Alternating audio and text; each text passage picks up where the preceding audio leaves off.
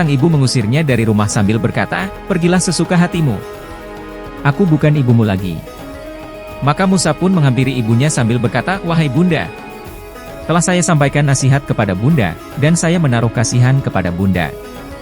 Karena itu saksikanlah bahwa tiada Tuhan melainkan Allah, dan Muhammad adalah hamba dan utusannya."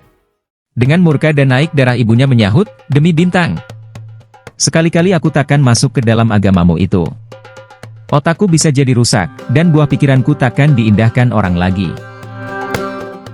Demikian Mus'ab meninggalkan kemewahan dan kesenangan yang dialaminya selama itu, dan memilih hidup miskin dan sengsara.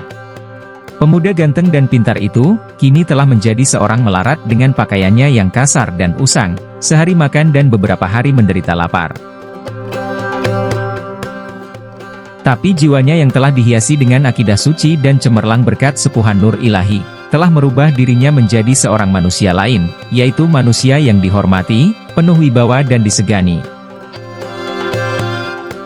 Suatu saat Mus'ab dipilih Rasulullah untuk melakukan suatu tugas maha penting saat itu.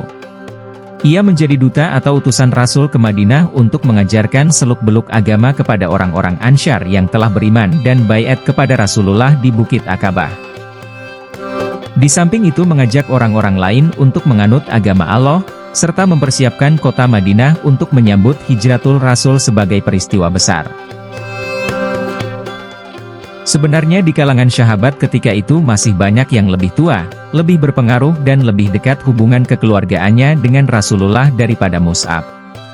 Tetapi Rasulullah menjatuhkan pilihannya kepada Mus'ab yang baik. Dan bukan tidak menyadari sepenuhnya bahwa beliau telah memikulkan tugas amat penting ke atas pundak pemuda itu, dan menyerahkan kepadanya tanggung jawab nasib agama Islam di kota Madinah, suatu kota yang tak lama lagi akan menjadi kota tepatan atau kota hijrah, pusat para dai dan dakwah, tempat berhimpunnya penyebar agama dan pembela al-Islam. Mus'ab memikul amanat itu dengan bekal karunia Allah kepadanya, berupa pikiran yang cerdas dan budi yang luhur.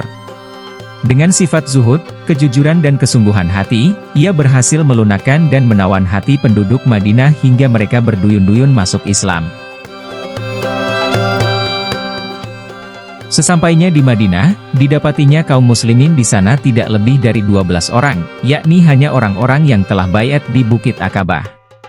Tetapi tiada sampai beberapa bulan kemudian, meningkatlah orang yang sama-sama memenuhi panggilan Allah dan Rasul-Nya. Pada musim haji berikutnya dari perjanjian Aqabah, kaum muslimin Madinah mengirim perutusan yang mewakili mereka menemui Nabi. Dan perutusan itu dipimpin oleh guru mereka, oleh duta yang dikirim Nabi kepada mereka, yaitu Mus'ab bin Umair.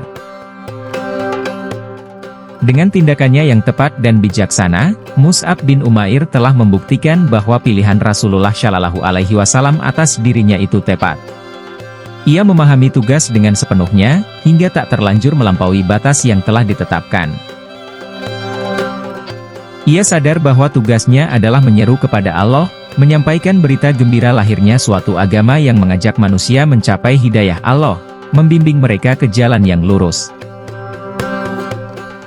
Akhlaknya mengikuti pola hidup Rasulullah yang diimaninya, yang mengemban kewajiban hanya menyampaikan belaka. Di Madinah Mus'ab tinggal sebagai tamu di rumah As'ad bin Sararah. Dengan didampingi As'ad, ia pergi mengunjungi kabilah-kabilah, rumah-rumah dan tempat-tempat pertemuan, untuk membacakan ayat-ayat kitab suci dari Allah, menyampaikan kalimatullah bahwa Allah Tuhan Maha Esa, secara hati-hati. Pernah ia menghadapi beberapa peristiwa yang mengancam keselamatan diri serta sahabatnya, yang nyaris celaka kalau tidak karena kecerdasan akal dan kebesaran jiwanya. Suatu hari, ketika ia sedang memberikan petuah kepada orang-orang, tiba-tiba disergap Usaid bin Hudlair, kepala suku kabilah Abdul Ashal di Madinah. Usaid menodong Mus'ab dengan menyentakkan lembingnya. Bukan main marah dan murkanya Usaid, menyaksikan Mus'ab yang dianggap akan mengacau dan menyelewengkan anak buahnya dari agama mereka, serta mengemukakan Tuhan yang Maha Esa yang belum pernah mereka kenal dan dengar sebelum itu. Padahal menurut anggapan Usaid, Tuhan-Tuhan mereka yang bersimpuh lena di tempatnya masing-masing mudah dihubungi secara konkret. Jika seseorang memerlukan salah satu di antaranya, tentulah ia akan mengetahui tempatnya dan segera pergi mengunjunginya untuk memaparkan kesulitan serta menyampaikan permohonan. Demikianlah yang tergambar dan terbayang dalam pikiran suku Abdul Ashal. Tetapi Tuhannya Muhammad Shallallahu Alaihi Wasallam yang diserukan beribadah kepadanya oleh utusan yang datang kepada mereka itu, tiadalah yang mengetahui tempatnya dan tak seorang pun yang dapat melihatnya. Demi dilihat kedatangan Usaid bin Hudlair yang murka bagaikan api sedang berkobar kepada orang-orang Islam yang duduk bersama Mus'ab, mereka pun merasa kecut dan takut. Tetapi, Mus'ab yang baik tetap tinggal tenang dengan air muka yang tidak berubah.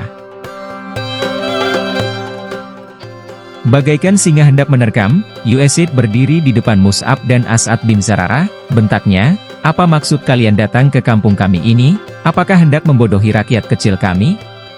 Tinggalkan segera tempat ini, jika tak ingin segera nyawa kalian melayang." Seperti tenang dan mantapnya samudera dalam, laksana terang dan damainya cahaya fajar, terpancarlah ketulusan hati, Mus'ab yang baik, dan bergeraklah lidahnya mengeluarkan ucapan halus, katanya, "Kenapa Anda tidak duduk dan mendengarkan dulu? Seandainya Anda menyukai nanti, Anda dapat menerimanya. Sebaliknya jika tidak, kami akan menghentikan apa yang tidak Anda sukai itu." Sebenarnya Usaid seorang berakal dan berpikiran sehat, dan sekarang ini ia diajak oleh Mus'ab untuk berbicara dan meminta pertimbangan kepada hati nuraninya sendiri. Yang dimintanya hanyalah agar ia bersedia mendengar dan bukan lainnya. Jika ia menyetujui, ia akan membiarkan Mus'ab, dan jika tidak, maka Mus'ab berjanji akan meninggalkan kampung dan masyarakat mereka untuk mencari tempat dan masyarakat lain, dengan tidak merugikan ataupun dirugikan orang lain. "Sekarang saya insaf," ujar Usaid, lalu menjatuhkan lembingnya ke tanah dan duduk mendengarkan. Demi Mus'ab membacakan ayat-ayat Al-Quran dan menguraikan dakwah yang dibawa oleh Muhammad bin Abdullah Shallallahu Alaihi Wasallam, maka dada Usaid pun mulai terbuka dan bercahaya, beralun berirama mengikuti naik turunnya suara serta meresapi keindahannya. Dan belum lagi Mus'ab selesai dari uraiannya, Usaid pun berseru kepadanya dan kepada sahabatnya, "Alangkah indah dan benarnya ucapan itu. Dan apakah yang harus dilakukan oleh orang yang hendak masuk agama ini?" Maka sebagai jawabannya gemuruhlah suara tahlil, serempak seakan hendak menggoncangkan bumi. Kemudian ujar Mus'ab, hendaklah ia mensucikan diri, pakaian dan badannya, serta bersaksi bahwa tiada Tuhan yang hak diibadahi melainkan Allah.